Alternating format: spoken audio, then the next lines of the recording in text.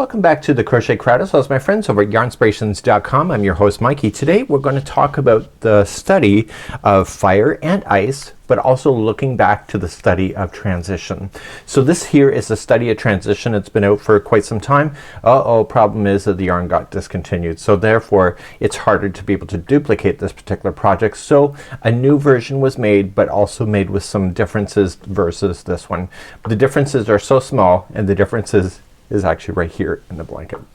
So what I decided to do is that for the study of fire and ice, I looked at Caron 1 pound as an option. So you need a total of 4 balls for Caron 1 pound. 2 balls of the off-white that you see, and 2 balls here of Caron Jumbo yarn. So I decided that in this section here to not go over 1 ball, so that there's 2 stripes that you will see within this particular project. Therefore you don't have to use a small smidge of a third, so it keeps the pattern very affordable in order to do. So that means that this section here is shorter than this version here. So that's just something to consider. But also both of the patterns, the transition and the fire and ice, both got an upgrade as far as the pattern writing is concerned. So both of the patterns got updated. This is the study of fire and ice, and the actual study of transition also got an upgrade. So it's very similar to each other. And what I've been able to do, so since this one was developed, the study of transition, I've been learning how to do those diagrams on computer format. So now both of the patterns now have a diagram in order to follow. So you're going to notice here in the white section that we had in this is a crisscross, and you're gonna see this section. So you're gonna see that we're going to start up and it says repeat rows 4 and 5 10 more times. So you'll see that there's going to be 12 of these crisscrosses in this section, and then you go to a single crochet. You then go and do this section. So this is called a zig-zag basket weave stitch, and so basically if you look at it, see how it's kind of going up on an angle like this? It's really kind of hard to tell on the camera, but once you come in from a different angle you can actually see it here as well, is that this here is going to follow the format. So today's video is going to show you how to do that. So once you do rows number 1 through 4, you're gonna repeat rows number 1 through 4 3 more times, and then repeat rows number row number 1 more time. So there's a total of 17 rows. So the 17 rows will take you just before you're gonna finish the first ball. So you have quite a bit left over. So it's not that close to so that you're playing yarn chicken. Then you're gonna transition back. This is grayed out because it's already been done here. So you're gonna transition and you're going to start up with a single crochet row and then start crisscrossing it, and it looks just like this. You'll again do that and you'll see 12 crisscross sections that you will see. So when you look at it, you see this is a crisscross, and you'll see another one, and etc. You'll see 12 of those, and then you'll transition back to the zigzag one more time and then transition to this. So you literally got one section of this, one section of the zigzag, the crisscross, another section of zigzag and crisscross in order to make it work. So the major difference between this here and this, as I mentioned, is the actual size of the section. So in the study of transition you'll notice that this section is much taller, and it's not taller by much, it's just an extra repeat. So when we looked at the instructions here, that was just here for a second, it says repeat rows 1 through 4 3 more times, but on this one here you'll repeat rows 1 and 4 4 more times and then still continue the pattern. So it's really not that much difference to say that it's actually a completely different pattern. The only difference is that I designed it so that it would work with the yarn. So what I'm going to do now is that we're going to transition directly into this tutorial, which is the study of transition. But what I want you to do is just open up the pattern and just follow the instructions for the amount of repeating so that you can have this same afghan. And of course if you have access to Red Heart Colorscape that has been discontinued, you can have this particular example as well. So let's head on into that tutorial and have a great day. So let's begin. Enough chitter chatter, let's get at it. Let's create a slip knot. So if you'd like to change the size of this particular blanket, it's in multiples of 4 plus 1. So you just can chain 1 2 3 4 1 2 3 4 1 2 3 4. When you're satisfied, just add one more chain and then you're good to go. Or you can chain 173 and do exactly what the pattern suggests. So I'm just gonna do a couple multiples of 4. So 1 2 3 4, and then 1 2 3 4, and I'm gonna do it one more time. 1 2 3 4, and when I'm happy with the length, you can lay it on something that you want to measure it up to. Just add one more and then we'll begin row number 1. So row number 1 is not part of the repeat pattern But what you want to do, second chain from the hook, you can see it, so count it back. So 1 and 2, get the back hump of the chain, and I want you to single crochet all the way across the chain. So 1 single crochet in each of the chains going across. So once you come all the way across your chain, you're just gonna turn. So this is part of the repeat pattern. So rows number 2 and 3 are the repeat for section number 1, so panel number 1. So to begin this one here, what we're going to do is that we're going to chain 3, and that counts as the first double crochet. So what I want to do is do an X stitch, a cross stitch. So skipping the next one, going to the second one over, and just double crochet. And then now come back to the one you just skipped and just go from the behind. So just shift the project forward like you see, and double crochet. You will get used to this if you're not used to doing this. So that's one cross stitch done. So skipping the next one, go to the second over and double crochet, and then just shift the project forward and get the double, or get the stitch that you just skipped for double crochet, and you're gonna do that all the way across. So this is row number 2, and so then 3 is back to using a single crochet, and you're going to repeat these 2 rows, so this cross stitch and the next single crochet over and over and over until all 3 balls are done. So you want to end so that you have just finished a single crochet row. So we're gonna cover that in just a moment. So because you've done in multiples of 4, you're gonna cross stitch all the way across, and then there will be 1 stitch left, which you see, and that's 1 double crochet. So that was row number 2. So let's do a repeat row number 3 and show you just to make sure that you got it in your head. So let's turn and work and do row number 3. So just chain up 1, and then it's just 1 single crochet in each of the stitches. So this gives a separation of the cross stitching that you will see, and it makes really beautiful defined lines. Now because I use transitional yarn, you don't have to. You can see that this kind of idea plays really well with solid colors too.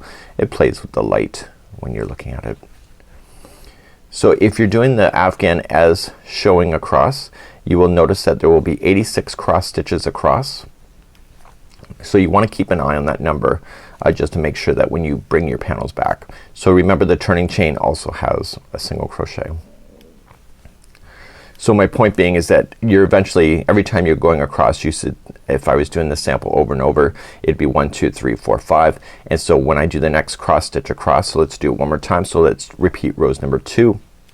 So you just chain up 3 and then cross stitch your way across.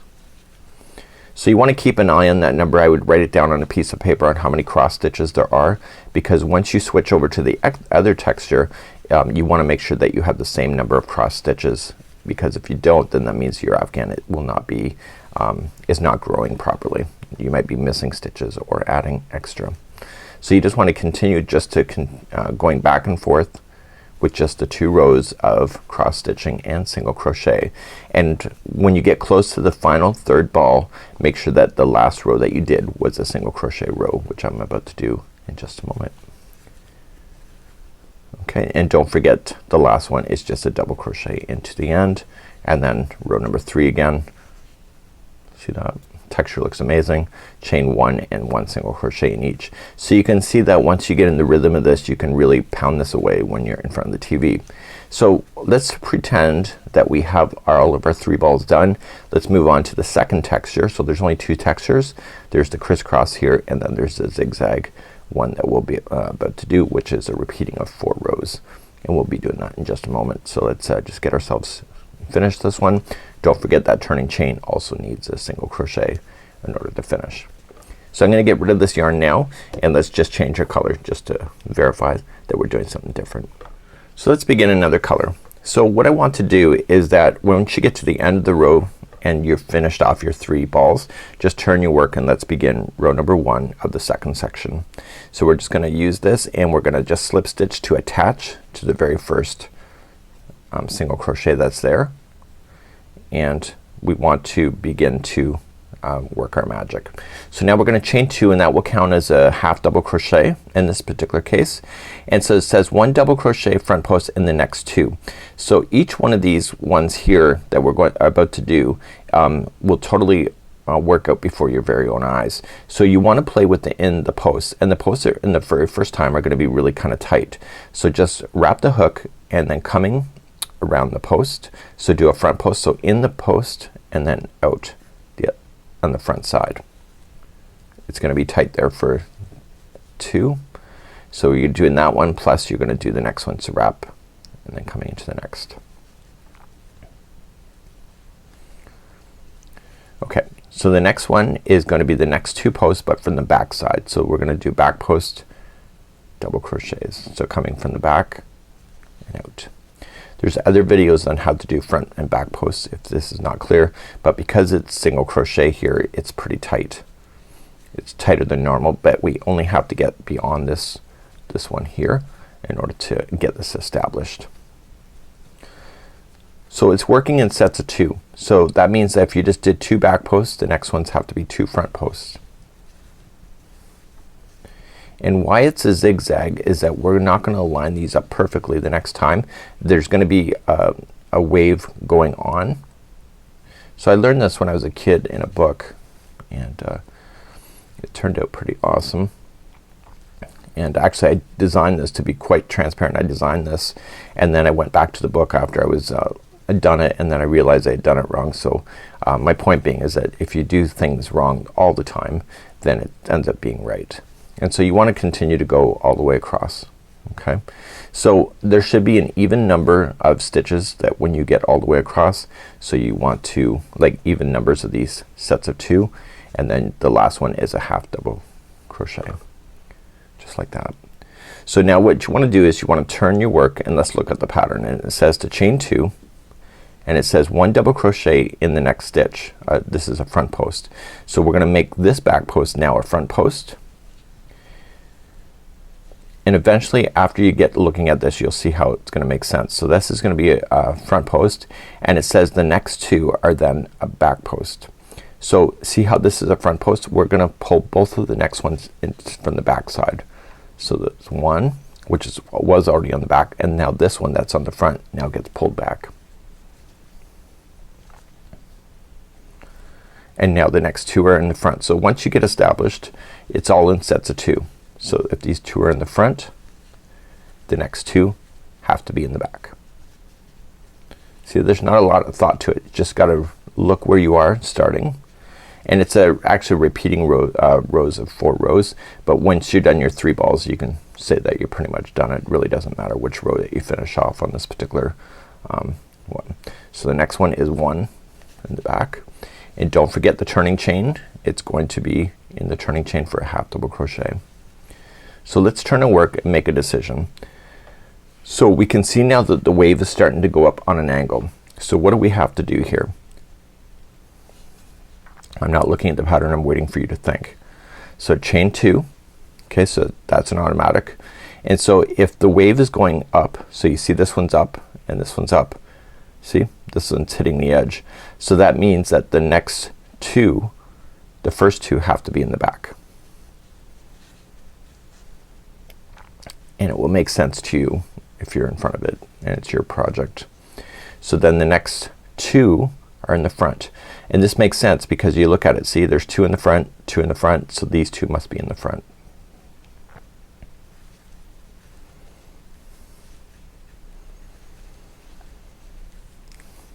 So it's all in, once you get yourself started, you don't have to worry about it much as you're going across. Just keep an eye on it. You'll notice if something's not right. You might have done one, might have put a front and a back by accident.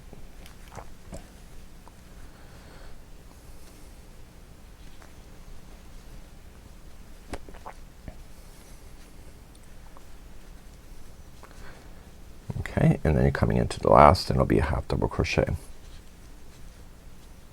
Turn your work. Let's make a decision. So you see every other row you're turning it and it will change the angle. So we look at this one was in the front and it's by itself. Now we had 2 in the front, so we know that these 2 must be in the front, so we must start chain 2. The first one must be a back post double crochet, and then the next 2 are front.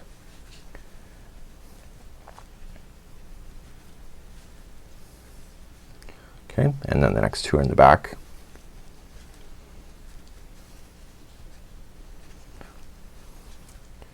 And then the next 2 are in the front. Does that make sense? Hopefully it makes sense to you. You'll see that all happening. and with the texture of this, it looks amazing. It looks like it's basket weave that's kind of just rolling around about the outside of a basket, wicker basket. So eventually you'll use up your 3 balls, and then you'll come and then you'll switch your transition back then to this. So let's just pretend we're gonna do that and just trim our work. Just weave in your ends, get them nice in there. I used a tapestry needle for mine. And what you can just do is get yourself back onto the blue and start your work. So for row number, or sorry, for the 3rd section, it says to repeat section 1, repeat row 3. Now row 3 is the single crochet row, so you just want to attach it to the first one and make it a single crochet, and then you're just gonna single crochet yourself all the way across. You will notice that because of the basket weave or the zigzag that you're doing, that there will be a little more tension in the zigzag because it wants to pull it together. But once you just get it going, you'll notice that you can stretch it out, and it will stretch out beautifully once you're all said and done. So you'll notice that the tension is a little more tighter in the zigzag. That's the only problem with doing sampler afghans, is that tension can change. So make sure you don't forget that turning chain, and then start then the crisscross. So chain 3, and then skipping 1, going 1 over. So I've already showed you how to do that, so I'm just gonna speed on through here. I decided not to apply a border to this. I don't think it needs one. Again, you can make a decision that is right for you. You may want to consider if you were using solid colors though. So my goal is to hit the zigzags the same number that I had already before. So whenever I got a new panel going, that I made sure that it was the same number of zigzags as the panel underneath it. So before I finish the final stitch, I want to count my zigzags to make sure it's right. So I told you I had 1, 2, 3, 4, 5, and this one 1, 2, 3, 4, 5. So I have the number of cross stitches, and then I just go into the outside one for a double crochet, and then turn our work, chain 1, and do 1 single crochet in each, and you keep doing that until another 3 balls are gone, and then you switch back to the zigzag, and then do 3 balls, and then switch back, and then finish it off with this crisscross. And it turns out really quite lovely, and it's a project that looks amazing as you're doing it, especially with transitional yarn, and I think that you can have a lot of fun doing this kind of idea. So just make sure you weave in off your ends. I'd use a tapestry needle to weave those in. We have tutorials available on that too, and you can see that the tension is a little more here, but you know, just pull it out and it's all good. So that's it for now, and have a good one. This is the study of transition and texture.